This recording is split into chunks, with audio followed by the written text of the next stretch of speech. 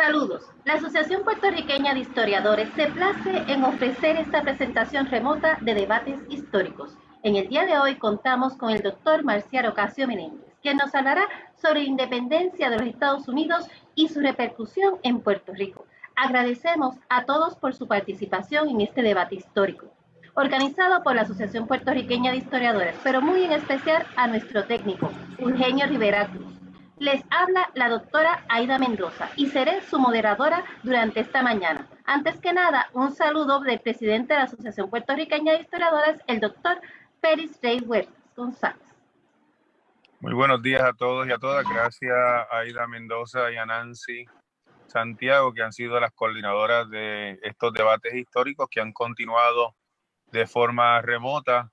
Al doctor Marcial Ocasio, mi querido amigo, colega y mentor, le agradezco profundamente que haya aceptado esta invitación para continuar los debates históricos. Marcial, como todos conocen, uno de nuestros mejores historiadores en el país, expresidente de la Asociación Puertorriqueña de Historiadores y un especialista en el tema que vamos a discutir hoy. Así que adelante con los debates y continuaremos en las próximas semanas con otros debates y otros colegas invitados. Nuevamente, gracias a Marcial por haber aceptado y un privilegio tenerlo con la Asociación Puertorriqueña de Historiadores como ponente hoy. Doctor Marcial Ocasio, puede comenzar. Ya. Sí. Okay. Buenos días y felicidades. Gracias por invitarme a la Asociación Puertorriqueña de Historiadores, a mi amigo querido y colega y discípulo.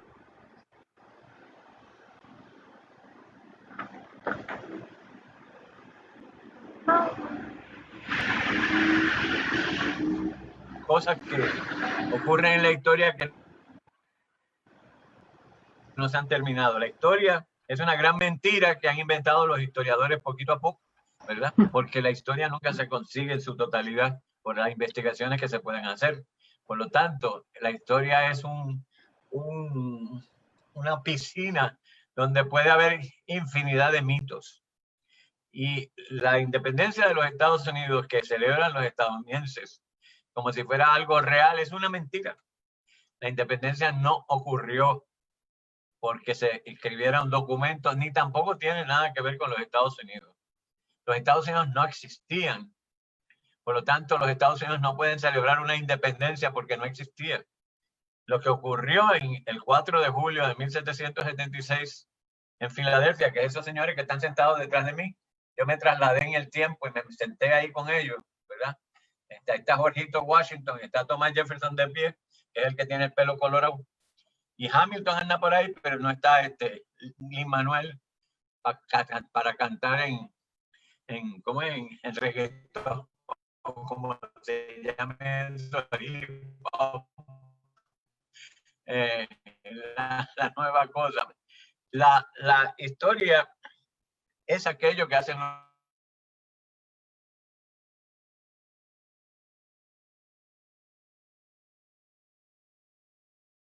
que haga sentido.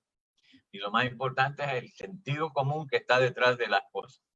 Hay una ignorancia enorme de cómo las palabras querían decir en cada momento, ¿verdad? Una de esas palabras es independencia, otra palabra es soberanía, otra palabra es la nación. Son palabras que tienen una serie de identidades particulares a cada momento histórico en que se han utilizado, ¿verdad? Hablar de los Estados Unidos, pues hablar de un país muy interesante. Yo llevo ya casi 50 años enseñando historia de Estados Unidos y hasta escribí un librito por ahí que gracias a Dios alguna gente lo está usando, que es útil porque en español hay muy pocos libros de historia de los Estados Unidos.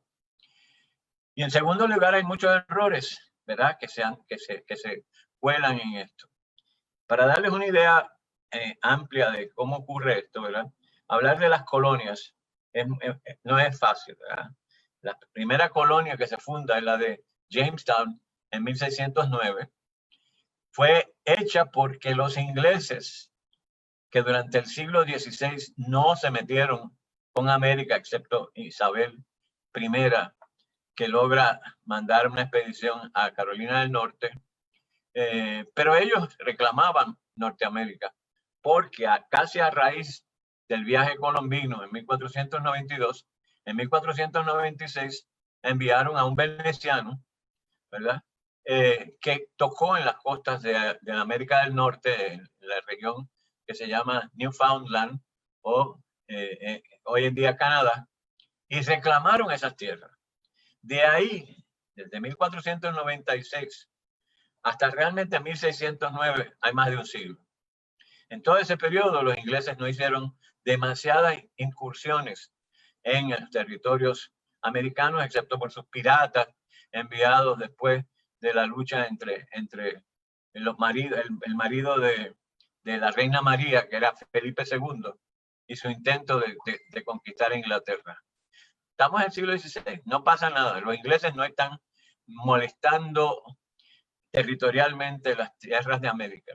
Es en el siglo XVII cuando entra. El siglo XVII para Inglaterra es un siglo muy difícil, porque es cuando se desatan en Inglaterra fuerzas político-religiosas que van a cambiar el panorama político de ese país y va a dar raíz a creación de unas ideas nuevas de carácter político y de carácter social que se van a dar en ese contexto inglés, en Inglaterra, no en América. Parte de ese contexto es la persecución de otros ¿quiénes vienen a América? ¿Verdad? Pues el gobierno fue el primero que intenta eso. El rey Jaime, James, ¿verdad? Jacobo, usted sabe que la palabra James en español puede ser Jacobo, Jaime o Diego, el rey Diego, si me da la gana de decirle así en español. Jaime crea dos compañías al estilo de como hacían las compañías. Una compañía tiene una serie de inversionistas y esos inversionistas compran, ¿verdad? O pagan para que ocurra una cosa. Ellos son los que ponen el dinero para los barcos y para la gente que iba a venir para explorar que la primera expedición, que Jamestown, se hace para ver si consiguen oro en las tierras que llegan. Esa expedición llega por el río James, cerca de la bahía de Chesapeake, en el sur, en lo que sería hoy en día Virginia, y ahí se experimenta la primera población. Una población que sufre mucho, que tiene que aprender a vivir eventualmente de la tierra cultivando el tabaco. Un tabaco que los ingleses no van a exportar, sino que van a ser los holandeses quienes se lo comprarán. Por lo tanto, Holanda empieza a jugar un papel importante. En 1624, los holandeses entran a la gran bahía de Nueva York, que no se llamaba la bahía de Nueva York, se llamaba la bahía, punto, no tenía nombre. Como ellos llegan, le ponen el nombre de la Nueva Ámsterdam a una pequeña población en una isleta de unos indios que se llamaban Manhattan. Y ahí empiezan a formar entonces una gran colonia que se va a extender hasta el río Connecticut, hacia el norte, de esa región que le llamarán la Nueva Holanda, y hacia el sur, en lo que sería bien Pensilvania y la Nueva Jersey o New Jersey. Ahí están los holandeses, y más tarde llegan los suecos también a esa región. Mientras tanto, en Inglaterra, ¿verdad?, hay una persecución de parte del rey nuevo, del hijo de Jaime, que se llama Carlos, que era católico, y persigue entonces a los grupos que no quieren dejarlo hacer lo que él quiere en el Parlamento. El Parlamento ya está más o menos poblado de individuos que pertenecen a una nueva visión religiosa dentro de una iglesia que se había formado bajo el rey Enrique VIII, que era la iglesia anglicana. Enrique, que quería divorciarse de su marida Catalina, de su mujer Catalina, le pidió al Papa que lo divorciara y él no quiso. Y entonces se separó de la iglesia católica y creó su iglesia anglicana, y él es el jefe. Primer decreto que hace el jefe de la iglesia anglicana es su divorcio de Catalina. Se divorció, eso es lo que él quería. Y la iglesia quedó separada de la iglesia de Roma. Esa iglesia católica entonces es perseguida en Inglaterra por los anglicanos, que son los que tienen el poder. Isabel es anglicana, por eso no se casa con Felipe. María, la hija de Catalina, que es reina, católica, sí se casó con Felipe II de España. Así que eso es un problema inglés completamente, ¿no? Pero al estar en el poder un cierto grupo religioso, o estar el rey que es católico, los grupos de otro tipo van a perder. La iglesia anglicana empieza a tener influencias de la nueva iglesia que surge de Calvino, del calvinismo. Ese calvinismo es lo que son los puritanos, ¿verdad? Estos puritanos entran dentro de la iglesia católica, en la iglesia anglicana, y empiezan a ser un grupo muy grande, especialmente de clase media, de gente con visión de dinero, de capitalismo, ¿verdad? Pero en un momento dado se enfrentan a Carlos y huyen. Así que para 1624, en el mismo momento que los holandeses están entrando en la bahía de Nueva York, los puritanos deciden formar una nueva colonia en América y vienen a la bahía de Massachusetts. Un poquito antes de eso, había un pequeño grupo de protestantes, eran los que le han llamado peregrinos. Y esos peregrinos habían llegado en 1620 a una colonia huyendo de los puritanos y huyendo de los católicos en Inglaterra. Así que forman su colonia, lo que es Plymouth, ¿verdad?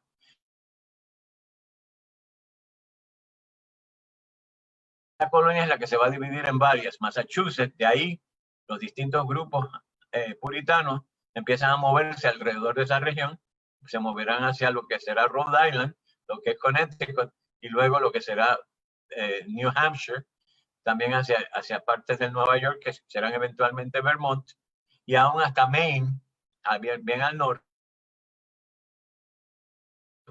Toda esa región entonces va a estar poblada de puritanos, ¿verdad? Que tienen unas visiones de huir de la cosa religiosa. Otra colonia que se forma, pero esta vez porque es un regalo del rey a un pana suyo, a un amigo suyo, que lo había protegido, que es el duque de Baltimore, que era católico. Él le regala ese pedazo de tierra a su amigo para fundar una colonia que se llama Maryland, la tierra de María. Maryland, la colonia que sería para católicos. Así que ese primer impulso de gente que viene huyendo por buscar libertad religiosa. No hay conexión. El gobierno inglés les ha permitido tomar esas tierras con la venta, ¿verdad?, de una franquicia para tener esas tierras. Quiere decir que al tener la franquicia ellos tienen un poder soberano sobre esas tierras porque el rey no se mete. Quiere decir que estas corporaciones pueden nombrar a sus gobernadores, etc. Y eventualmente, ¿verdad?, en esa primera etapa de estas nuevas, cuya relación con la corona inglesa es limitadísima, muy pequeña, viven autónomamente, ¿verdad? Por lo tanto, desde ese momento ya comienzan a tomar decisiones por sí mismos con una apariencia de soberanía que no aparecen en otras colonias de Europa en las tierras americanas. Hay una guerra en Inglaterra, cuando Carlos se enfrenta entonces a los puritanos en Inglaterra, porque no todos los puritanos vienen, pero aún así llegaron 40,000 puritanos a esas tierras del norte, de lo que sería hoy en día la Nueva Inglaterra, New England, ¿verdad?, en inglés. La guerra permite que haya una dictadura, que es interesante porque a esa dictadura, ¿verdad?, el dictador, que era un jefe puritano llamado Cromwell, le llamó el Commonwealth, ¿verdad? Una palabra que se asocia con Luis Muñoz Marín intentando crear el Estado Libre Asociado del Commonwealth, y una palabra que sigue en la vida política de los Estados Unidos, porque Massachusetts y Pensilvania son Commonwealth de los Estados Unidos. El Estado, su nombre oficial es Commonwealth of Pennsylvania, Commonwealth of Massachusetts. Así que la palabra es inglesa y tiene una connotación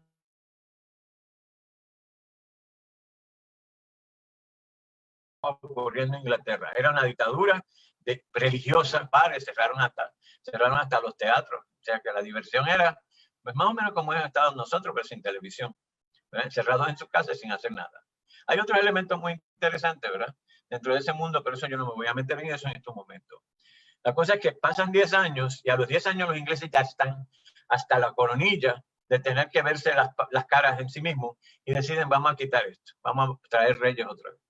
Así que regresa la monarquía, regresa la misma familia Habsburgo, perdón, se me acaba de olvidar el nombre de no solo los Tudors, los próximos, pero Jenny, no importa, es el hijo de Carlos el que viene a ser el rey, Carlos II. Y Carlos regresa a darle entonces tierras a sus amigos, ¿verdad? A un almirante que lo había ayudado mucho, le regala a su hijo, que se llamaba William Penn, le da lo que va a ser Pensilvania, que es una propiedad de William Penn. Igual hace con New Jersey, porque su hermano Jaime ha atacado a los holandeses en Nueva York y estos han decidido entregar las tierras y dárselas a los ingleses. Pues entonces ahí viene su hermano, que era el duque de York y duque de Albany, y crea la colonia de Nueva York, que es de él, no es de él, pero como él va a ser rey después pasa directamente a la corona, ¿verdad? Por eso le dicen Empire State, el estado del imperio, porque era de la colonia. Les regala las tierras de las Carolinas en honor a Carlos, ¿verdad? Tanto la Carolina del Sur como la Carolina del Norte. Así que aparecen nuevas colonias, pero todas ahora en posesión de individuos que son quienes nombran a los gobernadores. Y nuevamente la relación entre estas colonias y la corona es muy limitada, muy limitada. A medida que estas colonias, porque yo no puedo discutirles todo esto, van ganando o perdiendo relación con el jefe que tienen, ellos o le devuelven a la corona las tierras, y ahí es que entonces entra el intento de la corona inglesa de nombrar unos gobernadores a cada una de estas colonias que ha sido regresada al poder real, ¿verdad? Pero como ya existe toda unas tendencias y unas instituciones en cada una de estas colonias que han ido reforzándose, en cada colonia ha ido apareciendo una especie de consejo o de congreso representativo de los vecinos. Por lo tanto, esto ya es distinto, ya no es la colonia que no tenía nadie, por lo tanto, se tiene que enfrentar el Congreso inglés, que es el Parlamento, contra los congresos de estas colonias individuales que no aceptan la interferencia de Inglaterra en sus asuntos particulares. Tal es la situación, ¿verdad? Aparecerán otras colonias. Finalmente, la última colonia en aparecer es Delaware, que eran unos condados al sur de Pensilvania y que se deciden separarse de Pensilvania.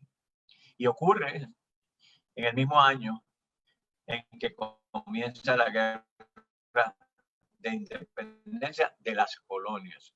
¿Y por qué las colonias eventualmente se van a enfrentar a Inglaterra? Pues miren, en el año 1688 en Inglaterra hubo una revolución. El Parlamento se enfrentó al rey y le dijo, no queremos que estés fastidiándonos más, te vamos a quitar todo el poder. Y se lo quitaron. Y le quitaron el poder a los reyes. Desde el 1688 los reyes ingleses solamente son pues una joyita que tienen allí, una especie de teatrito, ¿verdad? Para que jueguen, pero los reyes no mandan.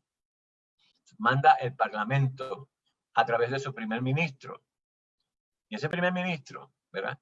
Es el que va a tomar las decisiones políticas de Inglaterra desde 1688.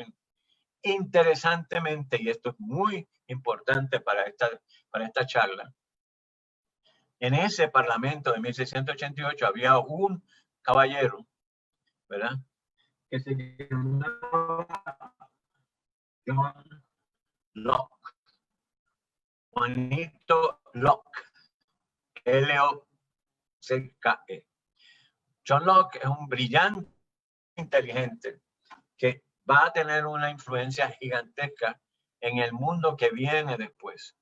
John Locke nació en 1632 y murió en 1704. ¿Verdad? Y dejó una serie de libros que van a ser parte de la influencia que se genera a través de la llamada Ilustración del siglo XVIII en Europa.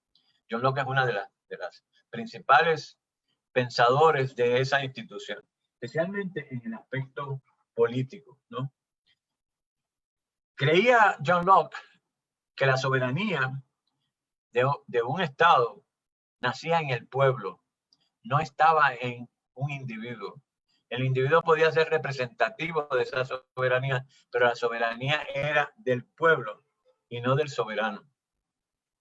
Ese soberano y el gobierno de ese pueblo estaba obligado a salvaguardar los derechos del pueblo, ¿verdad? Tanto en su carácter personal como en la propiedad privada, que era la que llevaba a la felicidad individual. Para él, la libertad y la propiedad privada eran fundamentales. Y esas ideas están fundamentales en la visión, ¿verdad?, que va a ocurrir cuando se haga el documento de declaración de independencia de las colonias. El gobierno no puede ser uno, sino que debe ser tres: un legislativo, un ejecutivo y un judicial. Lo de judicial más tarde, eso quien lo va a desarrollar más es un francés llamado Montesquieu, que desarrollará esas ideas del gobierno en tres partes, pero esa idea original es de John Locke.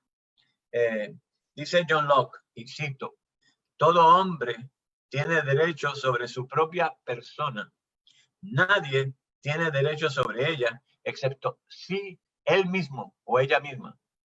Y esos son elementos fundamentales de la soberanía individual, del derecho civil, que van a pasar entonces a todos los otros gobiernos después de las revoluciones del siglo XVIII, que sería la de Estados Unidos, por un lado. Estados Unidos no se revolucionó. ¿Ves? Hasta yo digo el disparate. El mito está tan profundo que uno no puede separarse de decir la cosa. Y por otro lado, de la Revolución Francesa. O sea, las ideas de John Locke están tanto en la Constitución de los Estados Unidos, que es posterior, en la Declaración de Independencia y en la Carta de Derechos del Hombre, que nacen de la Revolución Francesa.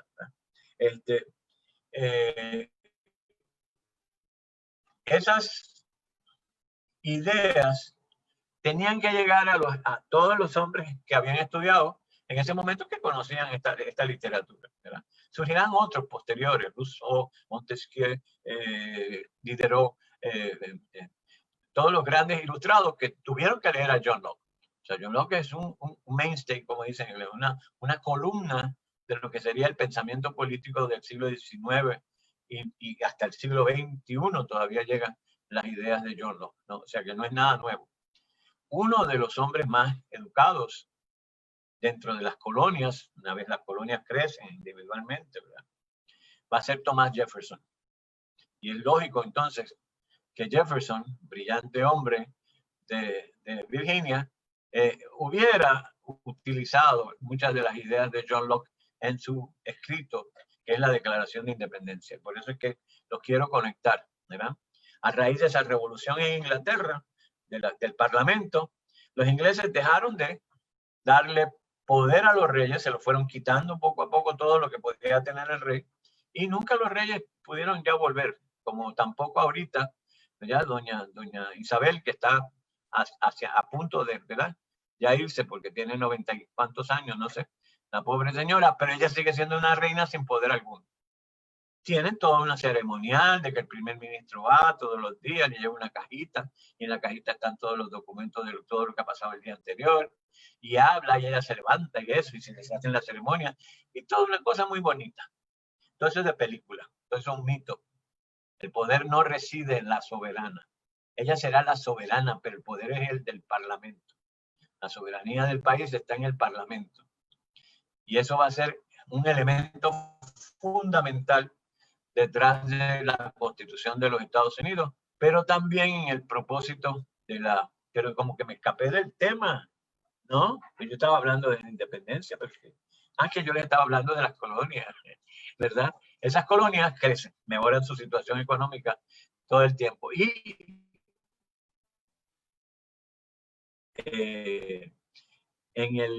más o menos para 1760, pues los ingleses y los franceses han estado pegando en la cara hacía tiempo por varias cosas. Las colonias crecieron y crecieron empujándose hacia el interior, del territorio de lo que serían en Norteamérica, ¿verdad? Especialmente en la región más al sur. Y al llegar al interior chocan entonces con los franceses que están del otro lado de las montañas Apalaches. Los franceses se habían metido en Norteamérica desde el siglo XVI y habían penetrado a través del río San Lorenzo, a través de Canadá y entonces a través de los Grandes Lagos, y habían ido moviéndose hacia el sur a través del río Mississippi. Habían fundado la ciudad de Nueva Orleans, ¿verdad? Y habían fundado otras ciudades que están también en esa región de lo que sería una tercera parte de lo que hoy en día es Estados Unidos. Así que el choque entre ingleses y franceses en Norteamérica lleva a ciertos conflictos,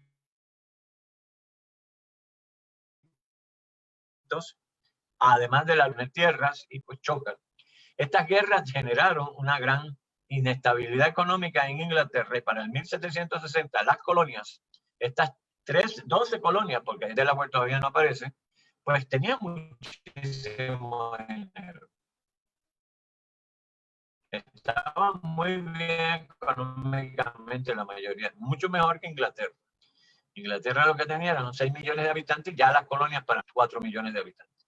Así que Inglaterra y sus colonias estaban como una especie de choque. Es el momento en que el gobierno inglés, buscando soluciones para sus problemas económicos, deciden ponerle impuestos que nunca lo habían hecho a sus colonias. Ahí viene el choque fundamental. Empiezan los impuestos a ponérsele a las colonias rechazan estos impuestos, hay unas luchas, ¿verdad? Y aparecen ya individuos que no tienen nada que ver con Inglaterra, que nacieron en estas tierras americanas y que se sienten libres, ¿verdad? Y no quieren aceptar el yugo. Ahora le llaman el yugo. Nunca fue el yugo, porque no tenía ninguna conexión. Y ahora entonces el yugo inglés que les quiere imponer unas cosas, ¿no? Eso es lo que genera entonces el movimiento independentista a través de las 13 colonias. Un movimiento independentista, pero no de unidad. Y eso hay que entenderlo claro. El movimiento de independencia individual. Massachusetts, Georgia quiere ser Georgia, Carolina del Norte quiere ser Carolina del Norte, y nada que ver con la Carolina del Sur, a quienes odian. O los del sur odian a los del norte. Nueva York es Nueva York, no tiene nada que ver con Connecticut. Son países que van forjándose con un sentido de individualidad. En todos ellos, por supuesto, que hay personas que quieren mantenerse con Inglaterra, ¿verdad? Porque o nacieron en Inglaterra o se sienten afiliados a Inglaterra, dicen, pues allá estaban mis antepasados. Pero el problema es que en las colonias ha ido llegando gente que no es de Inglaterra. Mucha gente que es perseguido en Europa, en Alemania, en el centro de Europa, huyen hacia estas colonias inglesas donde hay una libertad que ellos no encontraban en Europa. Además hay tierras. Europa es un pequeñísimo lugar en el mundo. Todo el mundo piensa en Europa como grande. Miren, jóvenes, el estado de Nueva York es del tamaño de la península ibérica. En la península ibérica está en España y Portugal. Nueva York es de ese tamaño. Y está más o menos a la misma altura. Inglaterra cabe en Cuba. Toda Europa cabe en Brasil, sin Rusia, por supuesto, pero toda Europa también cabe en los Estados Unidos hoy. Y toda Europa y un pedazo de Rusia caben en Canadá. O sea que América es gigantesca. Nosotros puertorriqueños, como vivimos en un país relativamente pequeño, porque Rhode Island es más pequeño que Puerto Rico, ¿verdad?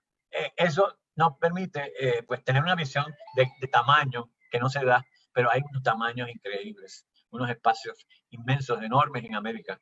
Y esa gente que vivían, ¿verdad?, como en un chinchorrito pequeñito, ahora de pronto tienen posibilidades de tierra. De ahí esa expresión de que pueden conseguir y pueden avanzar y qué sé yo qué, ya se empieza a dar. Es una especie de esperanza para los que no tienen esperanza ya en el viejo mundo.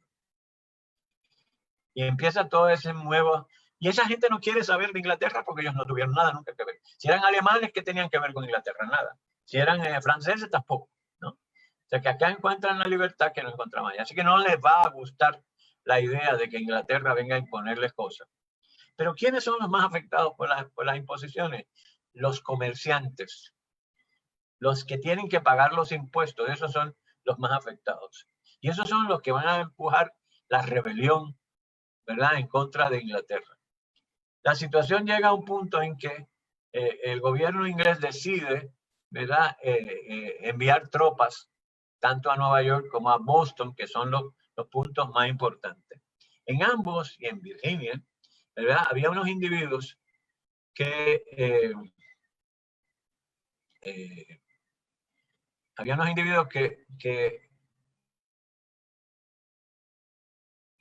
que fomentaban, ¿verdad? Yo le voy a poner aquí una imagen, espero si se puede ver, yo creo que en lo que sube, ¿verdad? Pero este caballero que ustedes ven en esa imagen, que ahora se lo bebe muchísima gente, este es Samuel Adams, de Massachusetts. Samuel Adams fue uno de los grandes defensores de la independencia de Massachusetts y peleó en contra de los ingleses.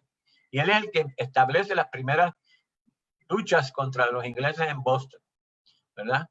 Él era un terrorista terrible, porque los ingleses es un terrorista, este hombre hay que acabarlo, ¿no? Por supuesto. Otro personaje muy importante de la lucha de la independencia colonial era este otro chiquito, que voy a tratar de subir. Aquí está. Ok. En lo que sube, ese caballero que todavía se menciona en muchos textos de Estados Unidos es Patrick Henry, de Virginia.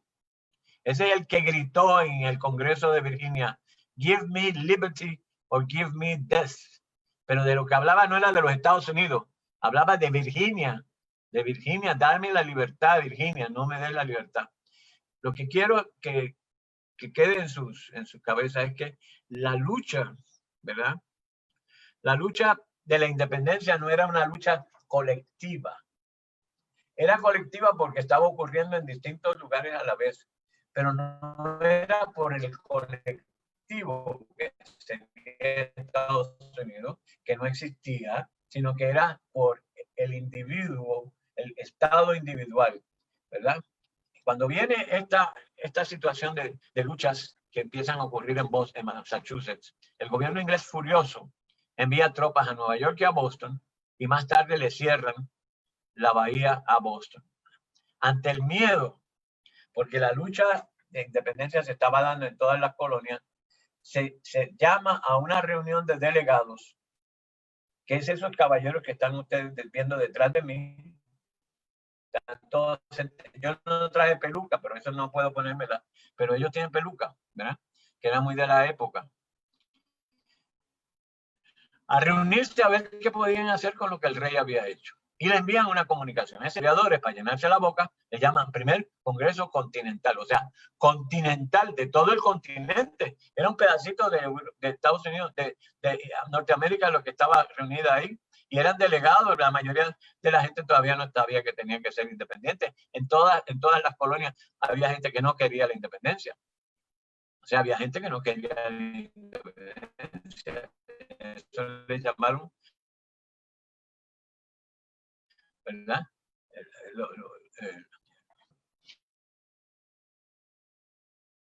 Un documento que se le envió al rey pidiéndole su majestad, por favor. ¿Y por qué al rey? ¿Por qué al rey? Si ellos sabían que el rey no mandaba. Porque ahí está, en primer lugar, la idea de la rebelión, de enviarle un documento a un ser que no tenía poder. Sí, porque a quien tenían que enviárselo era el Parlamento, que era el que estaba imponiendo las contribuciones. Pero ellos no quieren aceptar el rol que el Parlamento se acta de tener sobre las colonias. Ese documento, por supuesto, es recibido en Londres. El primer ministro y el rey deciden que no, que toda esta gente son terroristas, y entonces envían más tropas. Y va a haber entonces más confrontación en lo que los delegados regresan a su estado, a su colonia. Es que ocurre, ¿verdad?, unas batallas en Massachusetts, y se da entonces el momento en que ya la guerra ha comenzado, ¿verdad? Una guerra que era imprevista porque no se esperaban que... Esta gente ahora regresan otra vez a Filadelfia, que es donde se habían reunido originalmente, para una nueva conferencia para un nuevo congreso. Habrá 1 o 2 personas por colonia, ¿no? Así que ahí el número de personas es mayor que el de 26, que debería ser quizás lo ideal, pero no ocurrió así. Ahí entonces ya viene un movimiento ya más hacia la independencia de las colonias, ¿verdad? Más o menos en marzo o abril del año 76, después de estar reunidos, ellos deciden crear un documento que declare de todos una independencia colectiva, pero no de un estado, sino de todos los estados. Lo único que hacen es una sola declaración. Las circunstancias son que ellos tienen enemigos dentro de cada uno de sus colonias. O sea, ellos son el grupo independentista. Solo podría hacer el Partido Independentista en Puerto Rico, que no ha querido hacerlo nunca, pero es reunirse y hacer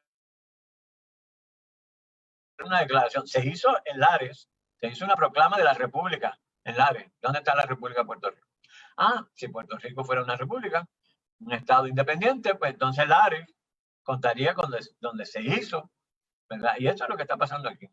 Aquí se hace una declaración de independencia, no de los Estados Unidos, pero no que sean Estados Unidos el país, sino que son países. Un estado es un país soberano que se une, estados que se unen. Si usted fuera a escribir, sería estados con mayúscula y unidos con mayúscula, porque lo único que valía ahí era la unión con la mayúscula, ¿no?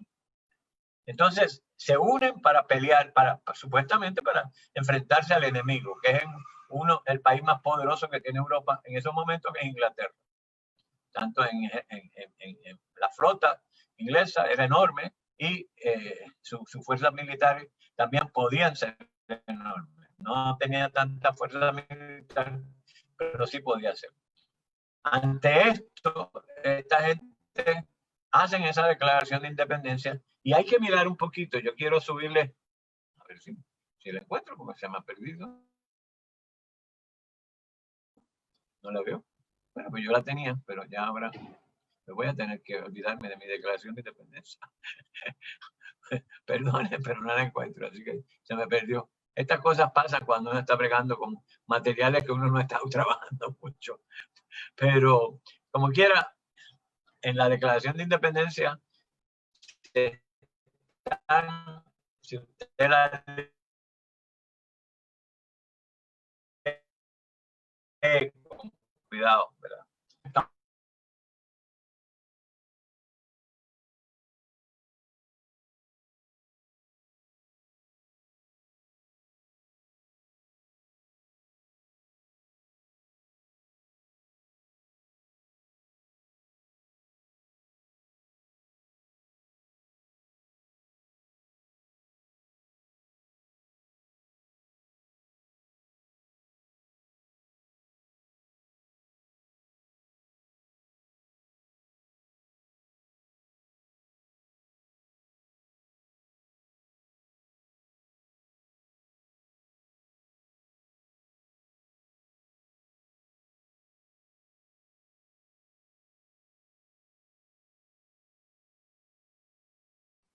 Yo sigo hablando, pero la conexión se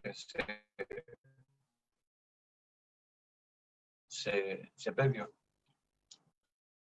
Los puntos que yo les leí ahorita de John Locke, si usted la ve, ¿verdad? Podrá encontrarla en internet, como les digo. Esta declaración está en español, en inglés, en todos los idiomas. Es uno de los documentos fundamentales de la lucha por la libertad civil y la libertad personal, y está profundamente inspirada en John Locke y sus ideas políticas, ¿no? Por supuesto, Thomas Jefferson es un hombre sumamente brillante, un rico plantador de Virginia, un hombre que, y esto podría ser base de algún debate, como me decía la doctora Aida hace un ratito, que es que a Thomas Jefferson lo cría su mujer, su ama negra, ¿verdad? En las grandes plantaciones del sur, cuando una niña, la niña de la casa, salía encinta, buscaban que una esclava joven saliera encinta también, de manera que esa esclava amamantara al niño blanco y lo cuidara. Y esta relación personal les dice mucho, ¿verdad?, de las relaciones que más tarde se van a incrementar del racismo en los Estados Unidos. Pero Jefferson fue criado por esa ama negra porque era su mamá y él la consideraba su mamá. Y más tarde en su vida le preguntaron que por qué no le daba la libertad a su esclava, y le dijo, ¿cómo va a ser? Es mi madre. Porque la madre de uno no es esclava de uno, es la que nos cuida, la madre es algo tan importante. Y en cierto modo, aunque suene raro y suene feo, esa mujer fue la que le dio a él lo que era y lo ayudó, ¿verdad? Jefferson funda la Universidad de Virginia. Jefferson fue un escritor, Jefferson fue dibujante, Jefferson fue un hombre muy brillante. Y a él es el que se le encarga entonces hacer la Declaración de Independencia. Él la termina el 2 y se le pasa entonces a Benjamin Franklin. Da la casualidad que cuando él pone en la Declaración de Independencia que es la búsqueda de la felicidad, la libertad,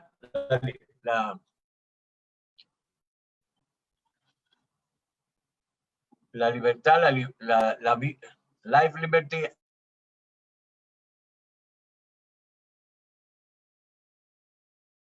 Jefferson escribió lo que había dicho Locke, que era la propiedad privada.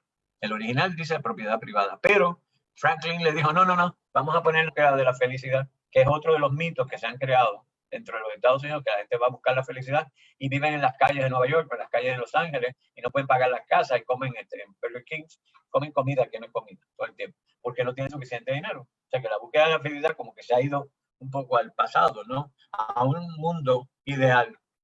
Es un debate interesante, tanto lo de la negritud y su relación con los blancos en el sur, porque otros juegos en el norte, ¿verdad? Las situaciones que nos han ocurrido últimamente en relaciones con el racismo que se mantiene dentro de la sociedad estadounidense en muchas personas, porque tampoco se puede decir que toda la sociedad es así, ¿verdad?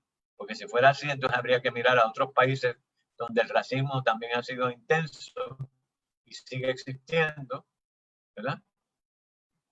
Hay que pensar en un Brasil donde la mitad de la población es negra, de 200 millones de habitantes que tiene Brasil, 100 millones. Brasil es el país negro más grande del mundo, más que en África. Ningún país africano tiene tantas personas negras como tiene Brasil. Así que Brasil hay un racismo real, ¿verdad? Pero la mitad de la población es negra. Y Cuba, donde había un racismo exagerado en el siglo XIX y que continuó en el siglo XX. Y en menor escala, ¿verdad? Con la calladito, en Puerto Rico también, ¿verdad? Nada más piense a ver cuántos los curas de Puerto Rico son miembros del gabinete de X gobernador. No miren a esta señora que está ahora, miren a todos los gobernantes que ha habido por Puerto Rico. Búsquenme cuántas personas de estas son de piel oscura, cuando hay abogados, ingenieros, ambientalistas, de todo, ¿verdad? Hombres y mujeres, porque también lo del género es interesante, ¿verdad? Que también pasa. Esa situación que estamos mirando de esa declaración de independencia, yo lo que quiero recalcar es que es una declaración de independencia donde se sacan a los 13 países nacen de esa declaración de independencia. No nació uno. Y cada vez que usted dice los Estados Unidos declararon su independencia, no, porque Estados Unidos no existía. ¿Qué pasa después de esta declaración de independencia? Pues realmente que ellos se tienen que preparar para una guerra con Inglaterra. Y en esos momentos ellos no tenían con qué. Primero tienen que reunir dinero. Luego, en el año 77, se les ocurre crear una confederación. Y ahí tienen otro de los...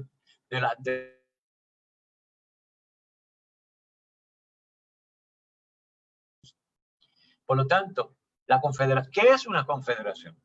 Una confederación es una unión de países soberanos que ejercitan, ¿verdad?, el poder de tomar decisiones colectivamente en ciertos aspectos. ¿Usted quiere una confederación actual? Las Naciones Unidas son una confederación. Hay 187 países que tienen una representación en esta Asamblea General de las Naciones Unidas y que se unen para la Organización Mundial del Trabajo, o para el Fondo Monetario Internacional, o para el Banco Mundial, o para UNESCO. Cada una de ellas pues, puede participar o no, y todas ellas tienen que contribuir económicamente a las Naciones Unidas, pero contribuyen de acuerdo a su nivel de contribución. No es igual, ¿verdad? Estados Unidos, que quiere mandar en el mundo, pues contribuía más. Cuando los Estados Unidos dejan de contribuir más, pues los otros tienen que tomar lugar y la influencia de los Estados Unidos deja de ser importante. Ahí tienen a este bendecido y brillante presidente que le ha tocado a esta generación de estos últimos 4 años de la década, ¿verdad?, que ya pronto terminará, que dejó de pagarle, por ejemplo, a la Organización Mundial de la Salud, que es una organización de las Naciones Unidas.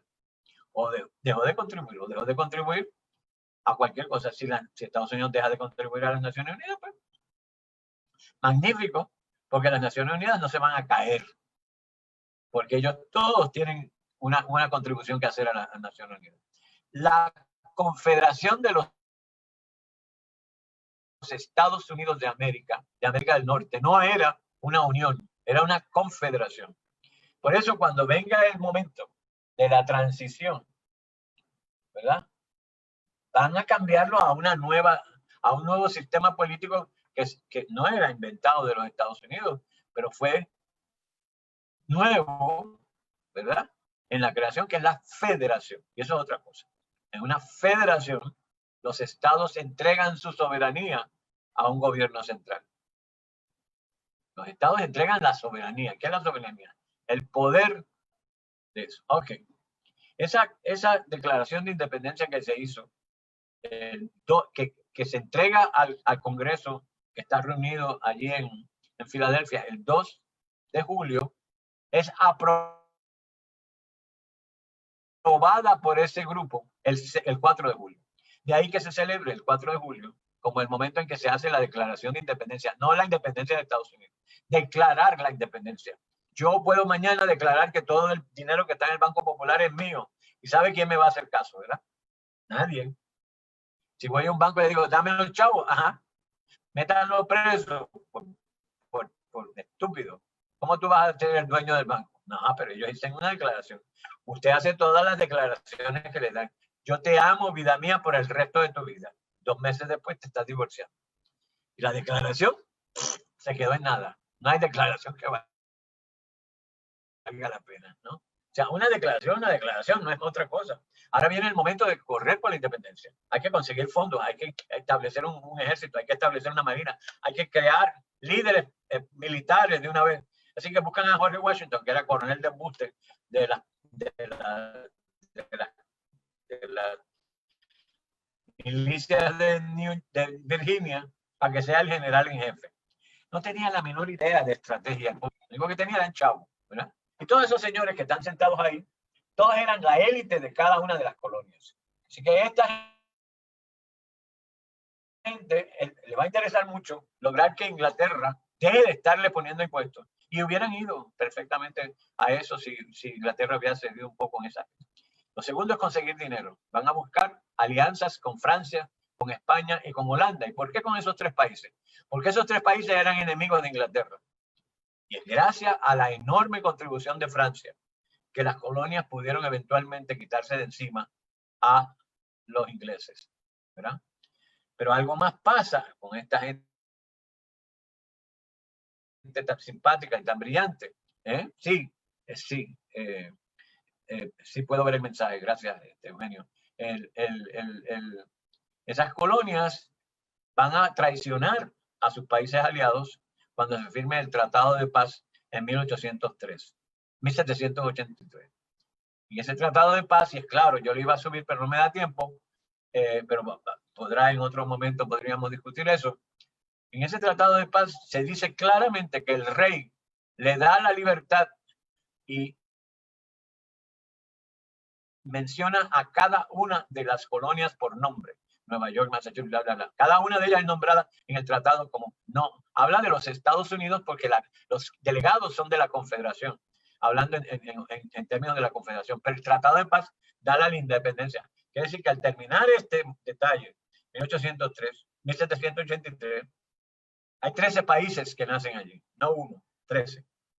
La unión de esos países viene en 1789, cuando 9 de esos aceptan firmar una constitución que le quita a ellos la soberanía y se le entrega a un gobierno en particular. Más tarde, los otros 4 se unen también y para 1789 se elige al presidente, que va a ser George Washington, y va a aparecer los Estados Unidos. Pero Estados Unidos no aparece en 1776. Es el mito de la independencia estadounidense. Yo quisiera seguir hablando porque como todos los historiadores y mis compañeros saben perfectamente, hablamos por un tubo y 7 llaves, yo estaría hablando toda la mañana, pero me voy a callar, porque creo que ustedes tienen derecho a tener algunas respuestas a algunas de las cosas que he dicho, y pues encantado de contestarlas si me mandan algunas. Gracias y muy amables.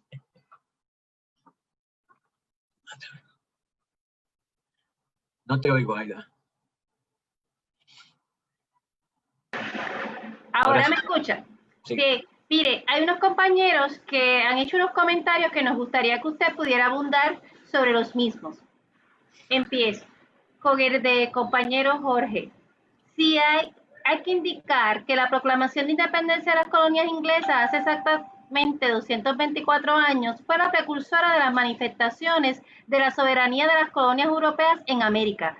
También inspiró a los insurgentes en Haití de 1804 y la mayor parte de los virreinatos españoles de 1810 en adelante. ¿Usted podría hacer un comentario sobre este comentario? Sí, o sea, el movimiento de independencia, ¿verdad? De las colonias inglesas va a generar, por supuesto, modelos en otras partes, pero por mucho tiempo no tuvo nada que ver, porque en realidad cada lugar tenía su propia experiencia política y lo que estaba ocurriendo, y los españoles trataron por todos los medios de que esas influencias no llegaran. Además, España ayudó a la creación de las colonias inglesas, y eso era algo que a los españoles no les gustaba mencionar mucho, porque si ellos habían ayudado a que Inglaterra perdiera sus colonias, también las colonias de ellas podían levantarse en contra. Sí es cierto, sí es cierto. El documento tanto de la Declaración de Independencia como más tarde la Constitución de los Estados Unidos y la creación, es que aquí hay un detalle que yo ahorita iba a mencionar, pero lo menciono ahora. Estados Unidos es la primera república del mundo.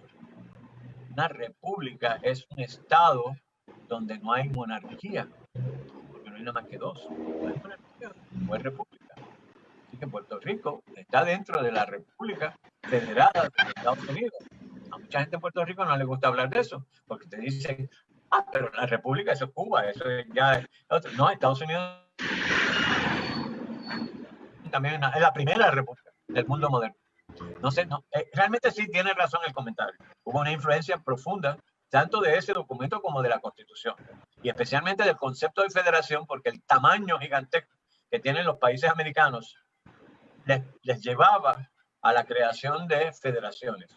Y fueron muchos los países latinoamericanos que fueron federaciones por un tiempo. Centroamérica, Colombia, Venezuela, Argentina, hasta el mismo Chile, ¿verdad? Brasil es una república federada. México es una república federada. Hasta el día de hoy, ¿no? Y pues sí, hay una gran influencia de Estados Unidos en eso. Estados Unidos no juega un papel importante en el apoyo a la como país, pero individualmente hay estadounidenses que ayudaron a Bolívar o que intentaron ayudar a algunos otros líderes de la América Latina. Aida. Sí, tenemos otro comentario para que usted pueda abundar, que nos dice: el valor de la declaración es posterior para montar el mito de la construcción de la nación. ¿Me lo puedes repetir otra vez? Sí, cómo no, profesor. El valor de la declaración es posterior para montar el mito de la construcción de la nación. ¿Me escuchó? Es que la nación nunca se construyó. Pues eso es lo que la compañera quiere que... El valor es enorme porque conlleva...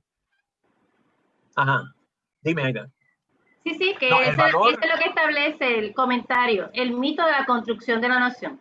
Exacto, es un mito. Tienen toda la razón. Pero la declaración es que el problema de la historia es que los gobiernos se apoderan de la historia y la hacen política, la convierten en mitos irreales, ¿no? No hay tal cosa como una nación en los Estados Unidos. Y aquellos que han vivido en Estados Unidos saben perfectamente que la unidad gringa está en el idioma, pero cuando tú vas a Michigan, por ejemplo, que yo viví en Michigan muchos años, y hablaban de Nueva York, Nueva York era como otro país, otra cosa, no les importaba. Todavía el sentido de los estados está en los estados. Tal cosa pasa en tal sitio. Eso le da, por supuesto, a un país que estuviera unido, pues toda una igualdad, pero en realidad la nación nunca se construyó. Yo recuerdo cuando estaban los rehenes en Irán, empezaron a poner papelitos amarillos en las casas para recordar, pero hay unas situaciones que el gobierno de los Estados Unidos ha intentado por todos los medios crear una gran unidad, pero la realidad es que la unidad se aleja bastante, ¿verdad? Este momento actual en que está ocurriendo este racismo colectivo en estos lugares, pues permite pensar que hay, porque este racismo colectivo, y eso es para otra conferencia que me encantaría que fue legalizada. El racismo fue legalizado en los Estados Unidos. Estados Unidos era peor que África del Sur, porque negros y blancos tenían que tener escuelas separadas hasta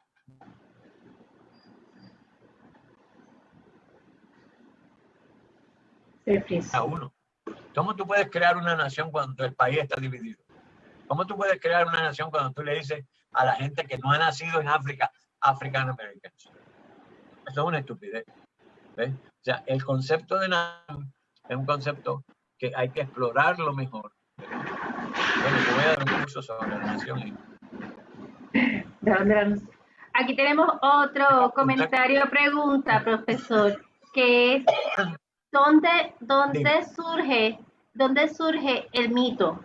¿Por qué decimos que hoy es el Día de la Independencia si hoy es el Día de la Declaración? ¿Dónde surgió esta confusión? No hay confusión. Es colectivo. Lo hace el gobierno de los Estados Unidos y lo hacen los historiadores, tratando de crear una interpretación, ¿verdad? Cuando usted lee se me acaba de olvidar el nombre, pero hay un gran historiador estadounidense que es el que organizó el formato de lo que cómo se debe estudiar historia de Estados Unidos, y él es el que decide que la Declaración de Independencia era de los Estados Unidos. En muchos textos de historia de Estados Unidos usted ve que declaración sobre qué es lo que significa confederación, porque una confederación no es una federación, son dos cosas distintas. Y parte del problema de la guerra civil decía de que para muchos estados ellos eran soberanos, en vez de entender que la soberanía la habían perdido cuando se entregaron al gobierno central. Ahora mismo, usted tiene hace poco la declaración de la Cámara de Representantes.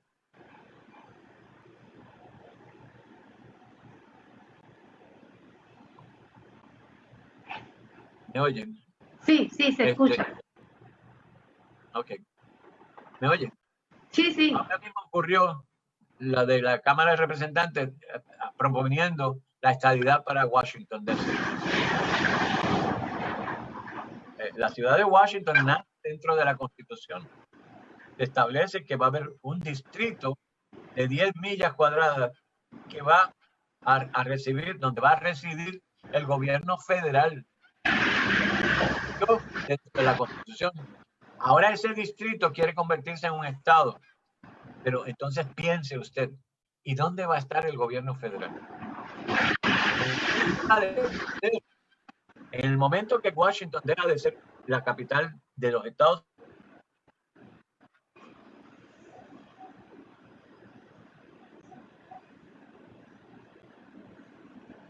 de cómo funciona un estado, y el estado superior, que es el federal, ¿dónde va a residir? ¿Dónde lo van a poner? ¿Va a crearse una nueva capital de los Estados Unidos? Por eso tienen que darle la estabilidad a muchos debates los que podrían ocurrir. La nación como tal es un mito porque se cree que se dice México. Bueno, México es un mito también, porque en México hay variedades no solamente de unidades, de sociedades que viven en México, que no se enteran de México, como son los mayas, o son los otomíes, o grupos indígenas que todavía existen dentro de México, idiomas que se hablan dentro del país. Y entonces, porque tocan mariachi, esto, todos los mexicanos, pues, ya ahí está la mentira. El mito se crea en el momento que tú dices una mentira y la sacralizas, la conviertes en algo que es creíble y que es adorable, que se acepta. Y eso proviene tanto de un Estado que quiere promover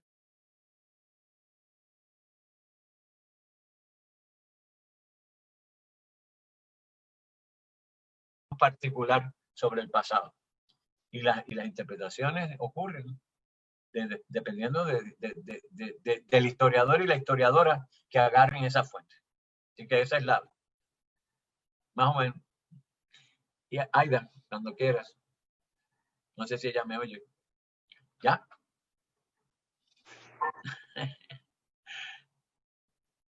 ¿Sí? Aida. Okay. Mire, por aquí hay una pregunta. ¿El surgimiento de Trump es revivir las aspiraciones y raíces anglosajonas y capitalistas de este país?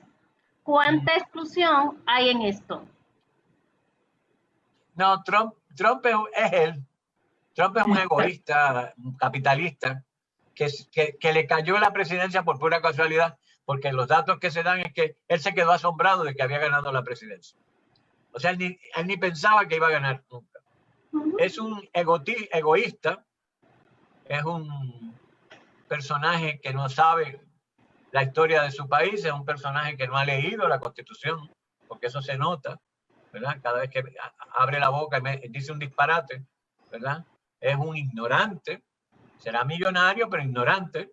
¿Cuánta gente hay rica que no sabe nada, ¿verdad? Son montones, porque la suerte le puede caer a cualquiera. Y yo no trabajo para la Lotería de Puerto Rico. La suerte es para cualquiera y la suerte le cayó a él, ¿verdad? Y tuvo un papá que tenía millones y le dejó $1 millón o 2 millones, qué sé yo qué. Pues cualquiera sí.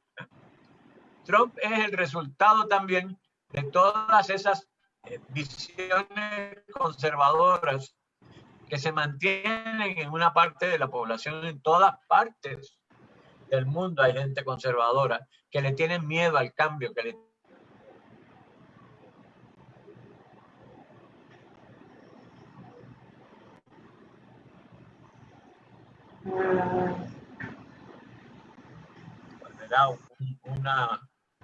toma una decisión en que permite que se mantengan las clínicas de aborto en Estados Unidos sin que haya leyes que vayan a quitarle el sentido.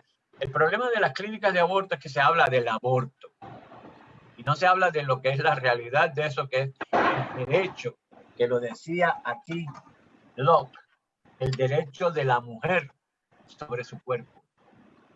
El aborto no ocurre si la mujer no quiere. Es la mujer la que tiene que tomar la decisión sobre su cuerpo.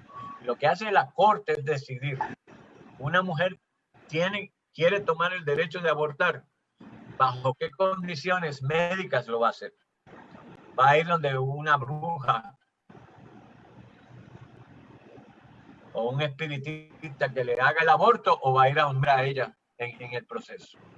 Porque es una decisión femenina de la mujer. Pero eso no se respeta. El aborto no es sobre el aborto es sobre el derecho de una persona sobre su cuerpo. Todo ser humano tiene derecho sobre su propia persona, dice Locke. Nadie tiene derecho sobre ella, excepto él o ella misma. Eso dice Locke. 1700. Estamos a unos cuantos siglos de esas palabras, pero esas palabras siguen teniendo una importancia enorme en la toma de los derechos civiles, porque Locke es el padre de esa área y está implícita en la carta, en la Declaración de Independencia y luego en la Constitución, en las primeras enmiendas de la Constitución. ¿Vale? Bien, pasamos al doctor Félix Huertas, que quiere dar por terminada esta actividad y darnos algunos anuncios. Doctor Huertas. Bueno, y muchas gracias a la doctora Aida Mendoza nuevamente, al doctor Marcial Ocasio, los que tomamos clase con él y hemos dialogado, hemos tenido diálogo y tertulias y conferencias juntos, sabemos que básicamente es una enciclopedia, es uno de nuestros grandes intelectuales. Agradecer esta presentación y que no se nos va a escapar, Marcial, creo que esta polémica y este debate que acaba de presentar nos lleva a un segundo tema que creo que lo mencionó, el tema del racismo y la segregación en los Estados Unidos. Así que abierta la invitación al doctor Marcial cuando él disponga para tener un segundo debate histórico sobre el tema. En términos de la próxima actividad que tenemos, está próxima el próximo 6 de julio, el próximo lunes, vamos a comenzar unas conversaciones sobre, siempre lo hacemos todos los años, sobre la figura y la obra de don Ricardo Alegría. Así que lo esperamos el 6 a las 7 de la noche, conversando con Miguel Rodríguez López, Jaime Rodríguez Cancel y otros invitados. Así que muchas gracias, Marcial, nuevamente, y a todos los compañeros y compañeras que han estado de forma virtual acompañándonos hoy. Muchas gracias a cada uno. Gracias a todos. Gracias. Saludos, Marcial. Luego. Gracias. Recuerden visitar nuestra página de Facebook, darle like y compartir. Así que estén pendientes para nuestras próximas actividades. Página de la Asociación Puertorriqueña de Historiadores. Hasta luego. Gracias. Hasta luego. Chao. Muchas gracias, Marcial.